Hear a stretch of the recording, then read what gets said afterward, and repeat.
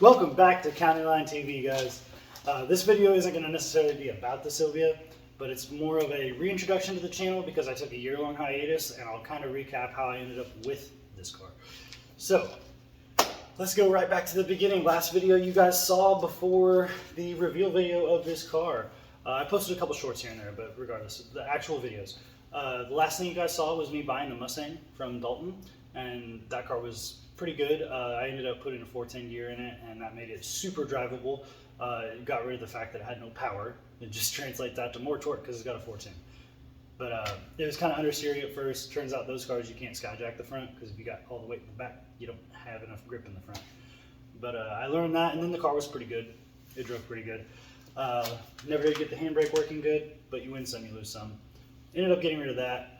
I do still have the C5, which was the last car that you guys saw me drive quite a bit, was the C5.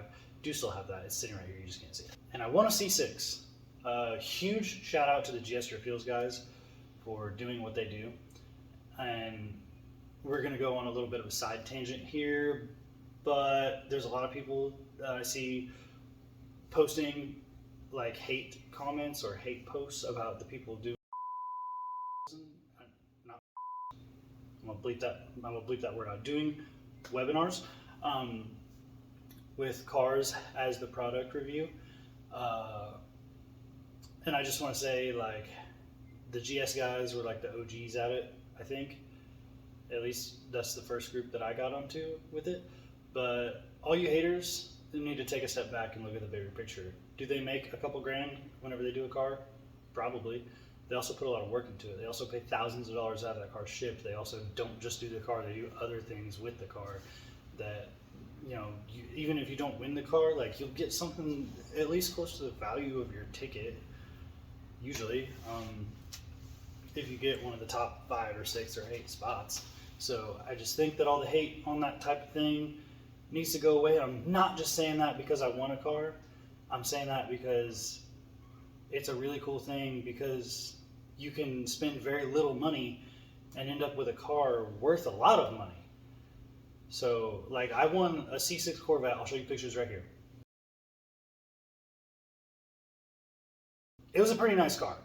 It had a couple of minor flaws on the body, but it was awesome, and it was only like 70,000 miles when I got it. It was a sick car. I love that car, and I would have died with that car if it weren't for this car. Spoiler alert, I traded for this car. I would have died with that car. So it was a really nice car, and I really loved it. Here's a video that at the time of filming this has 436,000 views on Facebook.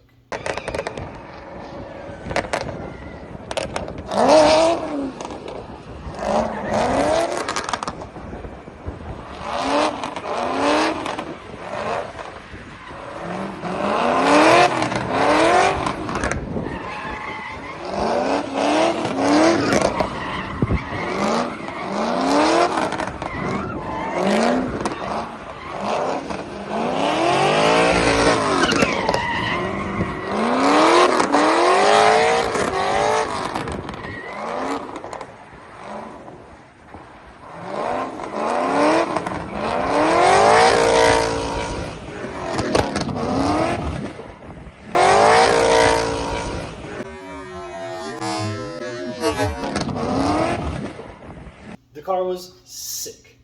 Had, you know, heated seats, AC, radio, like all the things. It was sick.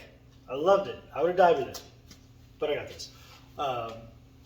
While I had the C6, I cracked a rocker panel, which is molded to the car. It's like the only thing you can't unbolt on the car. And so it becomes either a really big pain or really expensive to fix. So when I cracked that rocker panel, I decided that that wasn't going to be my primary drift car anymore. That was just going to be a car that I brought out as, like, if my primary drift car was broken or I just really wanted to drive my nice car, I would have brought that car out, but then I ended up getting rid of it. But so when I decided for that to not be my primary drift car anymore, it was like either drive the C5 a lot more, which the C5 is, it needs a few things right now. It's not easy to drive on the track that I host events on now. We'll get to that. So I wanted to do something to it that requires taking a lot of it apart. We'll get to that.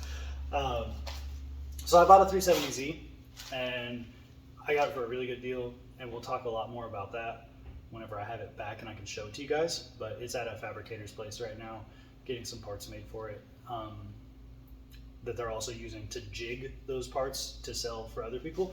So we'll talk more about that when I get the 370Z back. So that's enough about my 370Z, but we'll talk more about that when I get it back. So let's jump right into that spoiler alert that I traded the C6 for this. I ended up, it wasn't a straight trade, I added cash. And I also, after winning the C6, I did buy some parts for it, and I changed a couple of things on it that, like, just to make it better. So it's not like I just have $85 in this car. No, I have like probably close to in this car. I might bleep that out. But I've been offered 5 or 6 times what I have in it already. So crazy. I'll die with this though. Kind of like the C6, I would have died with it, but no, I'll die with this. It's just crazy. It's crazy for me to look back and see this S15 Sylvia sitting here and be like, wow, I own that. It's wild. But anyway, go see the last video if you want to know some of the cool things, some of the quirky things about this car. I think it's crazy to see like just what this car is, and this build being years and years old but still have the quality that it has. It's a nice car. Underneath the cracked and broken body kit, it's a nice car, but we'll fix that. So I bought the 370Z, won the C6, traded for this. Pretty wild system of events. The reason I took my hiatus from YouTube was I started a business. That's kind of a big thing. I started an auto repair shop, and then it was going fine, but I didn't get any of the brake jobs, oil changes, suspension work, stuff like that like is the easy money makers. So I could have quit my job and just worked here at the shop and paid my bills and the business's bills, but I think that that's where it plateaus at. I don't think I would have ever, with the type of work I was getting, because I'm 4 minutes out of town, I don't think I could have made any more capital to further expand the business and produce more income. So I think that it would have been like a dead end, like I was gonna always have to do that same stuff all the time. So I chose to stop running the business for now until I get a location in town where I'll get more visibility and get more of the jobs that produce money easier and quicker, so that I'm not just paying bills and not able to go drift my cars. So that's why I'm back on YouTube, is I quit running the business, because running the business I couldn't do YouTube, and I love doing YouTube. I love documenting the things that I do and being able to go back and look, because my memory sucks, and like when I talk about stuff that I've done, I love being able to show people. So I love YouTube. It's awesome. I love being a part of it, and even though I don't have a huge subscriber base, it's just memories to me, and it's amazing. So I love doing it.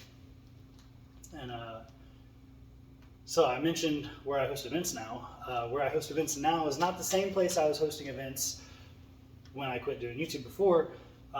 Before I was doing Drifting for Soup with Ryan from EK. That deteriorated not because Ryan and I had like a falling out. We still hang out, we still talk, we still go to each other's events and stuff. But an opportunity arose with Salem Motorsports Park. They wanted someone to host events there, and it was going to be me or it was going to be someone else. So I told them I'd do it, and it's become pretty awesome. I love the environment. I love the regular group of drivers that come every time. I love seeing the new faces when new drivers come, and when drivers that have been driving for a long time come to our events for the first time, or the ones that periodically stop in. I love the variety, and I love the regulars. It's just a great grassroots environment. Everyone's always there to have fun, and it's always a good time. So if you're in or near enough to drive to Salem, Indiana, check out S&P Drift on Facebook or Instagram. Facebook's better because that's where our events pages are. And come see us. It's an amazing time. This car will probably be there a lot. So if you want to get a ride along in the 450, 500 horsepower LS S15 Sylvia, just come stop in and say hey. But before I ramble on too much, just quick recap. start a business, stopped running a business, won a C6, traded it for a Sylvia, bought a 370Z, still have the C5. It needs a clutch slave cylinder right now, so the engine is going to come out. Engine coming out is more important to me than torque tube coming out, because if the engine comes out, I can also change the heater core, blah, blah, blah, whatever. You'll see a lot of that stuff unfold here on the channel. I'm not going to follow a posting schedule. I'm just going to post what I can when I can, but you'll see a lot of me, I promise. I'm going to go ahead and close this video before I ramble on anymore. Thanks for watching. I'll see you guys next time.